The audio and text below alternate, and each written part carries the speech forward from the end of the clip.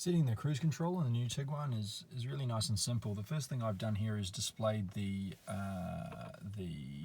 assistance menu here, assistance systems. This will bring up the display for the adaptive cruise control. So that car in front is showing the vehicle that it believes you're following. And then using these buttons here, same as any cruise control, you can push set to set the speed, and these up and down arrows will change the speed that you've got it set to, and you'll see on the speedo that it'll change. Both down here and that little arrow will show what maximum speed you've got set to for the adaptive cruise control. And then secondary, if you push the center button, you'll see that these lines come up on the center screen, and by pushing the up and down arrows now you can change how far or how close you want to follow the car in front.